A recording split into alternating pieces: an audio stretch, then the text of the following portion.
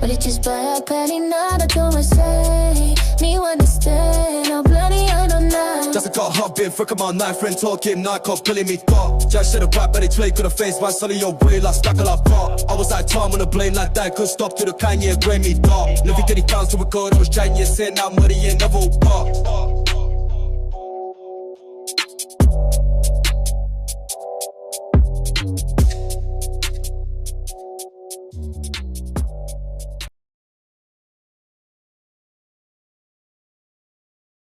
축구선수의 커리어를 영원히 바꿔놓는 경기가 있습니다. 아데몰라 루크먼에게 그 경기는 당시 사비 알론소 감독이 이끌며 무패 행진을 이어가던 바이엘 레버쿠젠과의 2023-24 유로파 리그 결승전이었습니다. 당시 레버쿠젠의 시즌 처음이자 마지막 패배를 안긴 것은 루크먼의 해트트릭이었고, 이는 아탈란타 구단 역사상 첫 유럽 대항전 우승이라는 금자탑을 세운 역사적인 밤이 되었습니다. 아데몰라 루크먼에 대한 기대치는 항상 높았지만 커리어 초기에는 잦은 팀 이적과 반복되는 임대로 부침을 겪었습니다. 결국 프리미어리그에서 자리를 잡지 못한 채 2022년 아탈란타에 입성했습니다. 그로부터 2년 뒤 나이지리아 국가대표인 루크먼은 라데아에서 매주 눈부신 활약을 펼치며 자신의 가치를 증명해 나갔고, 특히 레버쿠젠과의 결승전은 그의 정점이 되었습니다. 이 경기를 기점으로 그는 아틀레티코 마드리드와 인터밀란의 영입 타깃이 되었습니다. 루크먼은 2025년 여름 인터밀란으로 이적하기 위해 강하게 압박하며 구단과 긴장 상태에 놓이기도 했으나 아탈란타는 그의 요청을 거절했습니다. 하지만 아틀레티코 마드리드와의 이야기는 다르게 흘러갔습니다. 아틀레티코는 겨울 이적 시장 마지막 날 영입 직전 단계였던 갈라타사라이를 제치고 3,500만 유로의 루크먼을 영입하는 데 성공했습니다. 루크먼은 아틀레티코 공격진에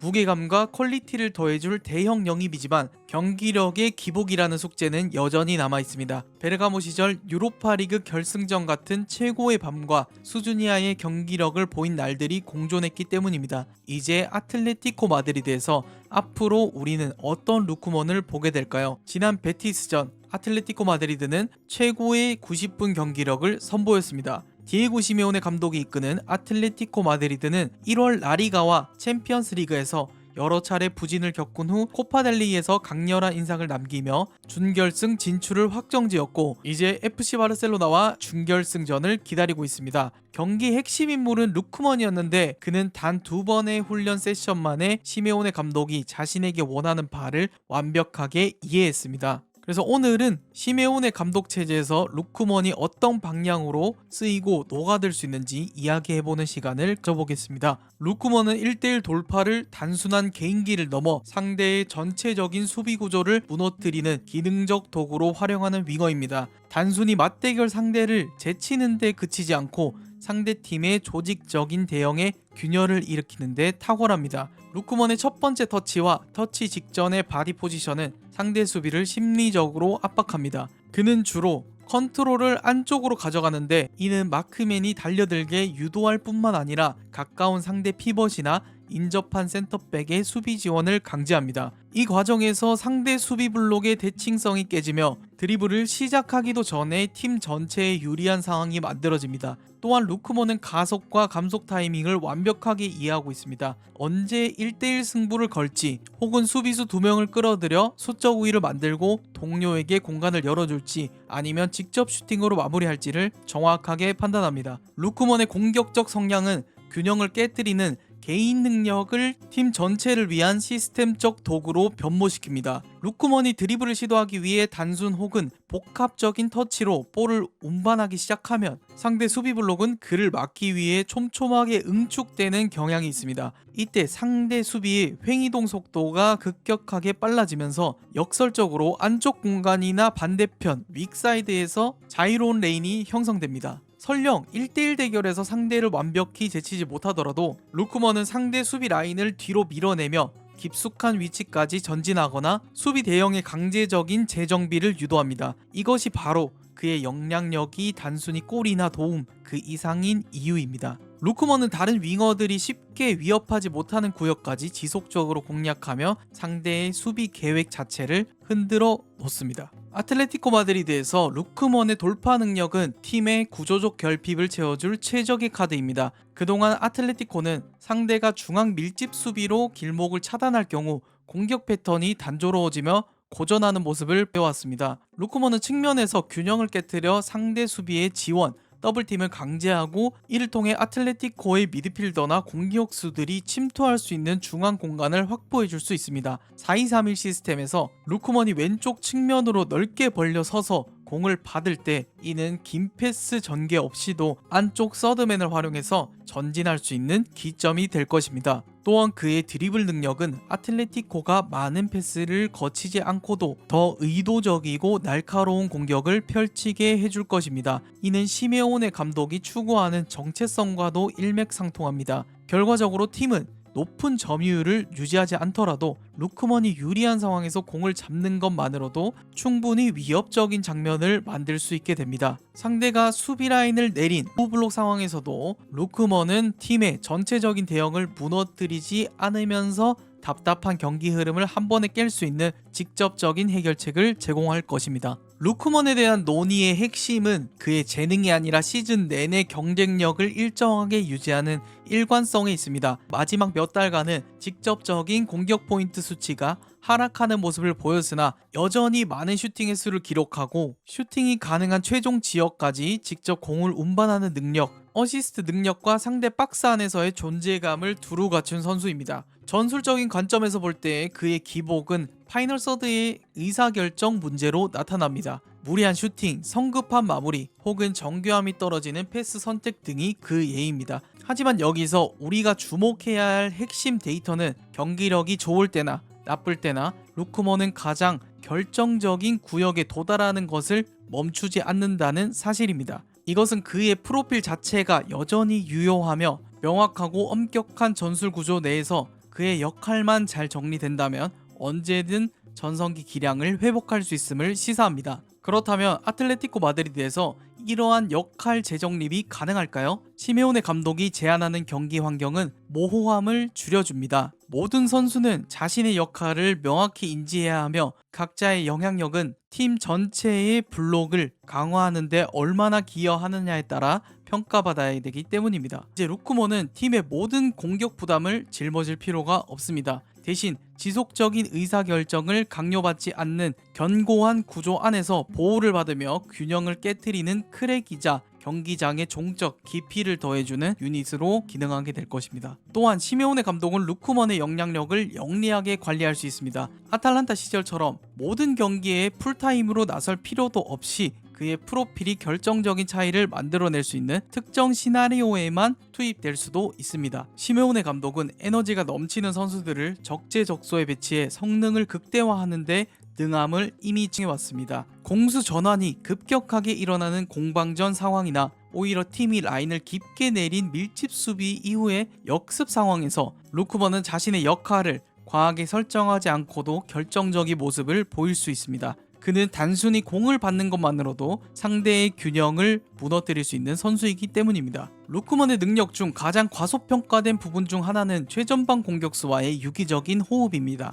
루크먼은 단순히 측면에서 크로스만 기다리는 정적인 윙어도 아니며 9번 공격수 곁에만 머무르는 답답한 세컨 스트라이커도 아닙니다. 그는 최전방 공격수의 움직임을 읽고 자연스럽게 역할 분담을 합니다. 때로는 측면에 넓게 벌려서 중앙 통로를 열어주고 다른 공격수가 상대 센터백들을 끌어당길 때 과감하게 반대편 포스트로 침투합니다. 많은 상황에서 그의 이선 침투는 수비진의 레이더망 밖에서 나타나기 때문에 정통 공격수의 움직임보다 훨씬 더 위협적입니다. 전술적으로 루크먼은 페널티 에리어를 역동적인 공간으로 이해합니다. 그는 수비수의 몸 방향과 상대 최후방 수비 라인의 높이에 맞추어서 라인을 깨트리는 침투 혹은 수비와 거리를 두는 분리 움직임을 조절합니다. 상대 라인이 내려앉으면 반대편 포스트를 공략하고 상대가 라인을 높게 유지하면 상대 풀백과 센터백 사이에 인터벌을 포듭니다. 이러한 합리적인 공간 점유 덕분에 그는 정통 스트라이커가 아님에도 불구하고 피니셔로서 높은 신뢰도를 보여줍니다. 알레티에서 루크먼과 9번의 관계는 팀 내 공격 재능들을 최적화하는 핵심 고리가 될 수 있습니다. 루크먼은 왼쪽 측면에서 폭을 확보해줌으로써 미드필더들이 중앙에서 플레이할 수 있게 돕고 쉘로트, 알바레스, 그리즈만 같은 선수들이 더 넓은 공간에서 공을 받을 수 있는 환경을 조성해 줄 것입니다. 특히 반대편 포스트를 공략하는 그의 능력은 아틀레티코 마드리드의 역사적인 특징인 크로스나 침투 패스 이후 박스 안에서의 공격성을 더욱 강화할 것입니다. 그는 단순히 측면에서 대기하는 윙어가 아니라 제2의 피니셔이자 지속적인 조력자로 역할을 수행하게 됩니다. 또한 그의 기동성은 팀의 기본 구조를 깨뜨리지 않으면서도 공격 시의 높낮이를 자유롭게 조절할 수 있게 됩니다. 이는 측면 넓은 곳에서 공격을 시작해 결국 세컨 스트라이커 위치에서 마무리를 짓는 방식을 가능케 하며 팀 질서를 유지하면서도 상대가 예측하기 힘든 공격 패턴을 더해줍니다. 경기가 잘 안 풀리는 상황에서 이런 공격적 유연성은 팀의 밸런스를 잃지 않으면서도